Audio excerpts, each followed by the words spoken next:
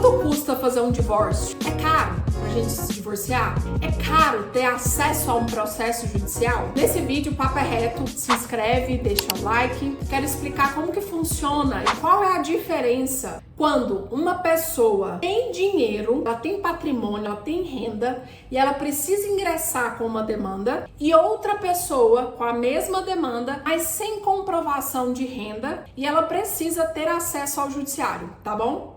Primeiro ponto de tudo, quando você vai entrar com uma ação, no fórum, independente do estado que você esteja, o fórum cobra custas judiciais. O que é isso? São custas para que o seu processo tramite. Por exemplo, o oficial de justiça não precisa intimar a outra parte do seu processo. Essa diligência, ela tem um custo. E quando você tem dinheiro, cada etapa do seu processo você tem que recolher custas para que o seu processo caminhe. E se você não tem dinheiro, e se você é uma pessoa juridicamente hipossuficiente, eu vou usar um termo aqui com o maior respeito do mundo, tá? Se você é juridicamente pobre, você consegue que o seu processo tramite sem gastar com custas judiciais, tá? E aí, qual é o ponto? E como conseguir essa gratuidade da justiça? Ela é para todos? Existe um artigo na Constituição, acho que é o artigo 5º, que fala que a justiça, o acesso à justiça, ele tem que ser extensivo, ele tem que ser para todos. Entretanto, os tribunais, eles não têm aceito só uma declaração de que você não pode arcar com as custas.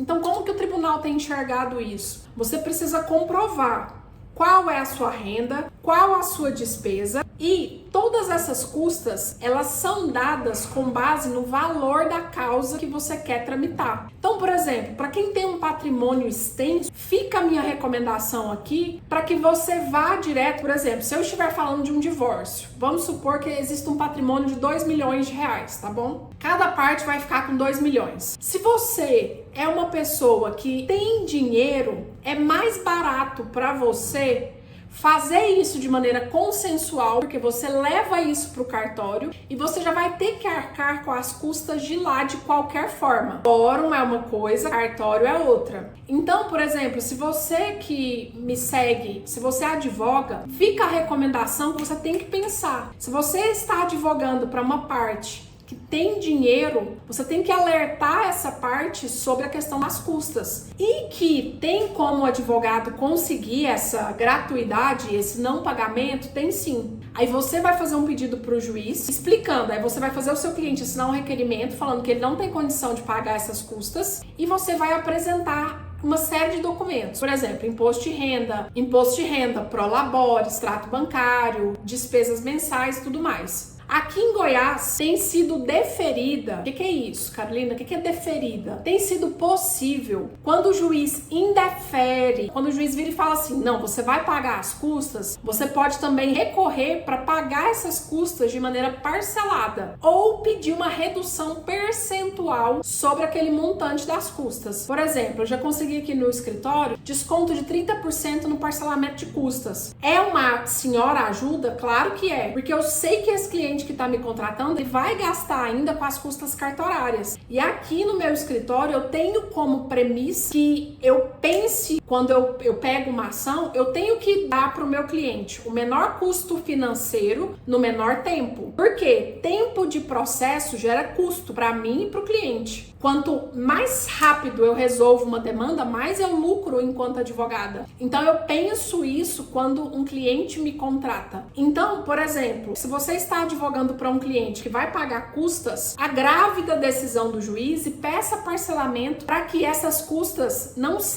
tenham que sair todas de uma vez do bolso do cliente e ele possa pagar isso de maneira parcelada. E aqui em Goiás, o parcelamento aqui, final de 2024, ainda estava sem juros. Eu já consegui parcelamento aqui em 20 vezes, consegui outro 25 parcelas sem juros pelo valor inicial da guia de custas. Então, é um tipo de negociação que vale a pena, tanto para o seu cliente, que vai ficar feliz de não desembolsar um valor expressivo todo de uma vez, e para você, que vai acabar mostrando para ele que você também se importa com o dinheiro dele, tá bom?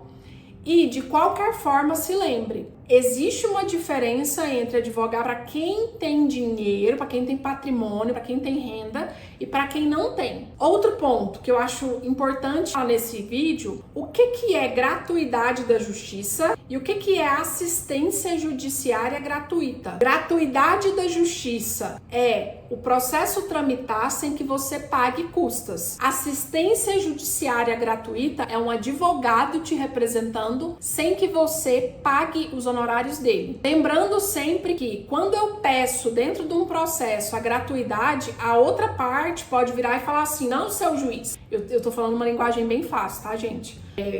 A outra parte vai impugnar isso em termos jurídicos, claro. Não, ele tem condição de pagar essa guia de custas. E por que a outra parte pode fazer isso? Porque se ela te onera, pode ser que você recue nessa demanda. Então, pode ser um tipo de estratégia processual fazer essa impugnação. E se no decorrer da demanda a sua gratuidade for revogada, você tem que recolher tudo que você deixou de recolher antes.